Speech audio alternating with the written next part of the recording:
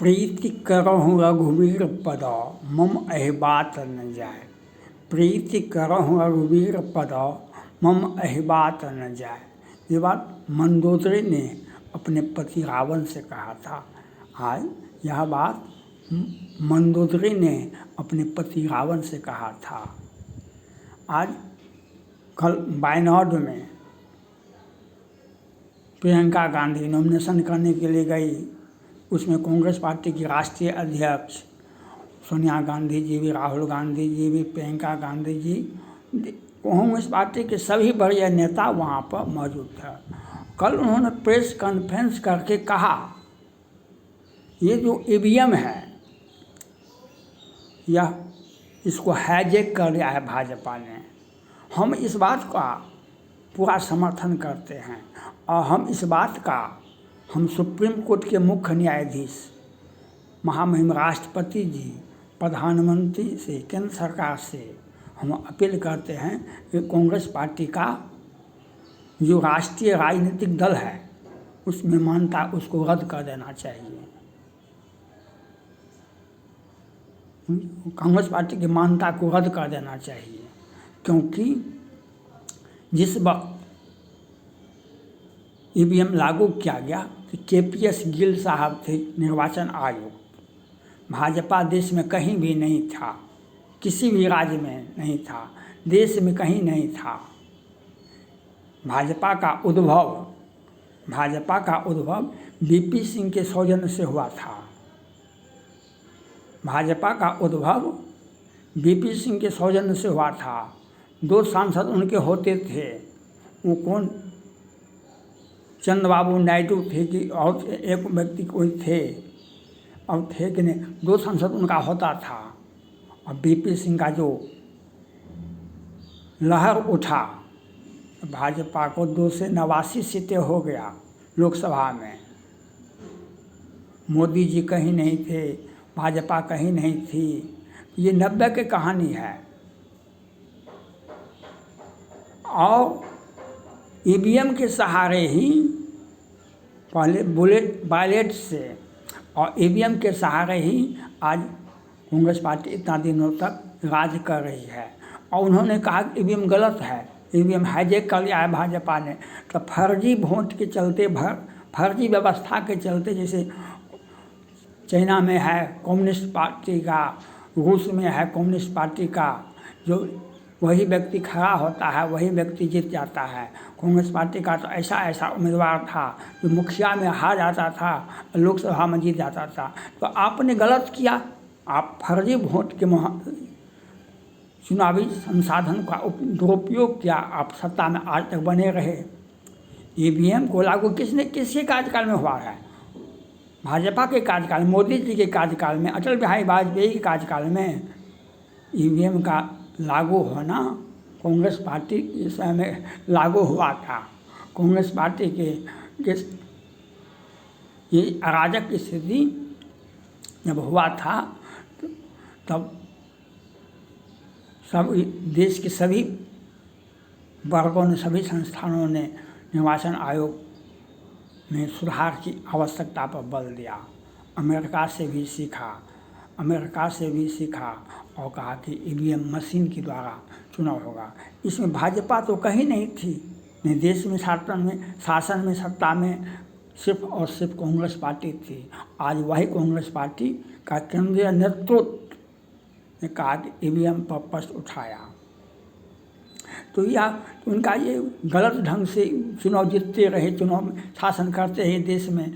इसलिए हम मांग करते हैं सुप्रीम कोर्ट से, हम केंद्र सरकार से, राष्ट्रीय कांग्रेस पार्टी का जो राजनीतिक दल में पंजीकृत है उनको मान्यता रद्द कर देना चाहिए।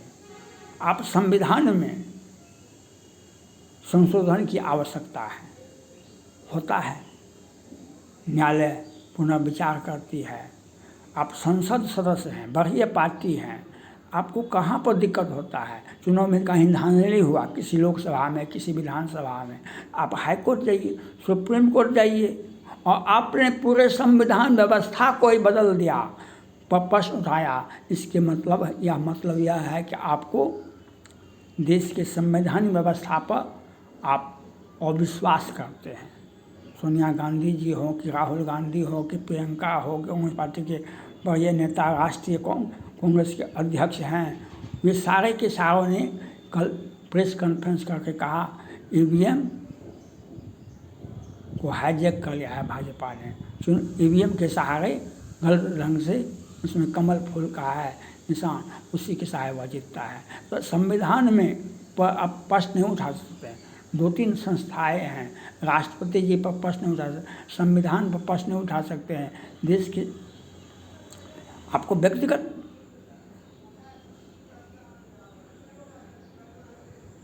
व्यक्तिगत आरोप लगा सकते हैं। आपको किसी लोग से हमें धांधली हुआ, आप न्यायालय जाइए। हमने फर्स्ट में जो वीडियो लोड किया था 18 में, तो हमने कहा था कि निर्वाचन में अगर किसी व्यक्ति को चुनाव में धांधली आता है तो सेकेंड और थर्ड आयोग जाना चाहिए। उसको 15 दिन फिर एक आयोग होना चाहिए, आयोग में जाकर के अपील होना चाहिए, 15 दिनों में जजमेंट होना चाहिए। तो वह आयोग आज तो बना नहीं, और आप चुनाव ईवीएम के सहारे बैलेट के सहारे आपने संशोधन किया, आपने लागू किया ईवीएम को, कांग्रेस पार्टी ने लागू किया, और आज वही कहते हैं गलत है। गलत है तो आप फर्जी तरीके से आप शासन किया है देश पर। इस पर इसलिए कांग्रेस पार्टी का राष्ट्रीय जो रजिस्ट्रेशन है वह चुनाव नहीं लड़ना चाहिए। इसको सुप्रीम कोर्ट को इस पर संज्ञान लेना चाहिए। महामहिम राष्ट्रपति को इस बात पर संज्ञान लेना, केंद्र सरकार को इस पर संज्ञान लेना चाहिए।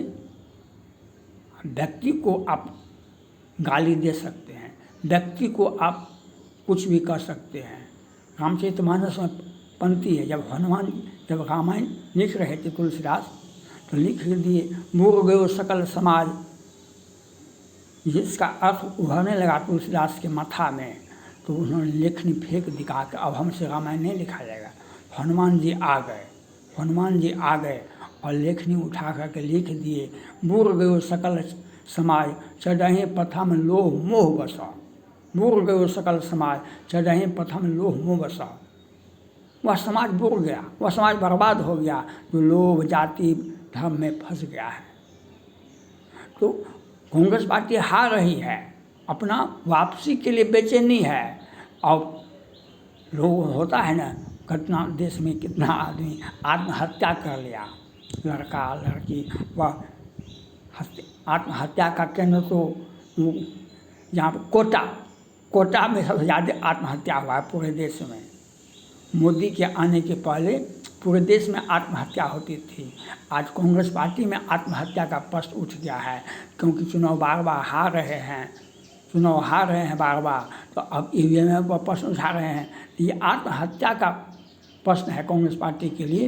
इसलिए हम मांग करते हैं सुप्रीम कोर्ट से, मांग करते हैं महामहिम राष्ट्रपति से, मांग करते हैं हम केंद्र सरकार से कि कांग्रेस पार्टी का राजनीतिक दल में जो मान्यता है उसको रद्द कर देना चाहिए, क्योंकि आपने लागू किया ईवीएम को और आप अभी प्रश्न उठाते हैं ये ईवीएम में गड़बड़ी है। तो आप फर्जी तरीके से शासन किया है देश पर, यह आपको समझा दिया जाएगा। कांग्रेस पार्टी को ईवीएम पर प्रश्न उठाना कितना महंगा होता है। आप कोई क्षेत्रीय पार्टी कुछ भी बोले, जो लोकसभा में जीत के गया है वह नहीं बोल सकता है। सड़क छाप कुछ भी बोल सकता है, लेकिन जो संसद में गया है, वह जो सार्वजनिक पदों पर बैठा हुआ है वह नहीं बोल सकता है, क्योंकि आप संवैधानिक व्यवस्था के तहत आप चुनाव जीत करके गए हैं। तो आप कैसे बोलेंगे? संविधान के विरोध में किसी को बोलने का अधिकार नहीं है, सुप्रीम कोर्ट के विरोध में आपको बोलने का अधिकार नहीं है आपको।